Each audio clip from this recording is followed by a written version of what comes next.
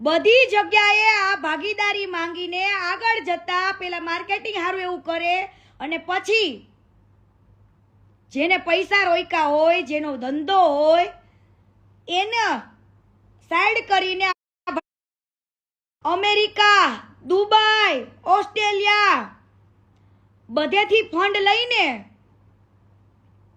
માર્કેટમાં અહીંયા આગળ એવું કેવું છે કે હું મારી કમાણીમાંથી 99% માંગુ છું, એટલે વાપરું છું 99%. જો શબ્દ નીકળી ગયો, જોયું? સાચો શબ્દ નીકળી ગયો. 99% માંગે છે ને 1% જેનો વાપરે છે. ઊંધું છે ભાઈ, ઊંધું. અહીંયા આગળ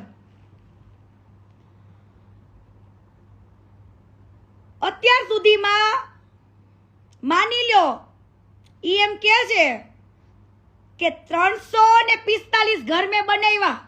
હું એમ કહું છું કે 3-3.5 લાખ 4 લાખ રૂપિયામાં ઘર રેડી થાય, પણ ના, આ ભાઈ એમ કે છે 10 લાખ રૂપિયામાં રેડી થાય છે.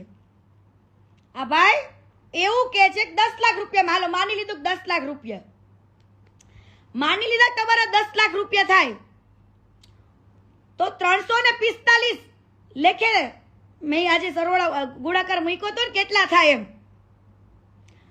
345 ઘર, એક ઘરના 10 લાખ રૂપિયા એટલે 34 કરોડ 50 લાખ રૂપિયા થયા. તો આ ભાઈને કહેજો કે તમે તો એમ કહો છો હું ખાલી ઇવેન્ટો, એડવર્ટાઇઝો અને યુટ્યુબ વાપરું છું, તો 34 કરોડ બીજો હિસાબ તો કેવડો મોટો છે. હજુ આપણે ખાલી 34 જ પકડો, બાકી એના મોજ શોખ, લક્ઝરિયસ લાઈફ, મહિને 2 મહિને ફોરેનમાં હોવું, મોજ શોખ કરવા, બ્રાન્ડેડ, એ બધું તો હું ગણતી જ નથી. ઓનલી ફોર ઘરનો જ ખર્ચો ગણાવું. ચાલો માની લો 34 કરોડ રૂપિયા, 34 કરોડ 50 લાખ રૂપિયા થયા. તો તમે ભાઈ 34 કરોડ 50 લાખ રૂપિયા તમારા પોતાના હતા કે તમને ફંડ આવ્યું તું?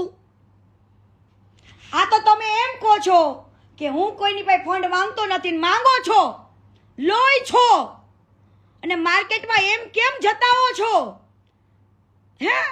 કે હું લેતો નથી? તમારે કેમ હવાલામાં પૈસા લેવા પડે, કેમ આંગળીયામાં પૈસા લેવા પડે, કેમ કોકના નામે પૈસા લેવા પડે? હવે આ ભાઈને યુટ્યુબની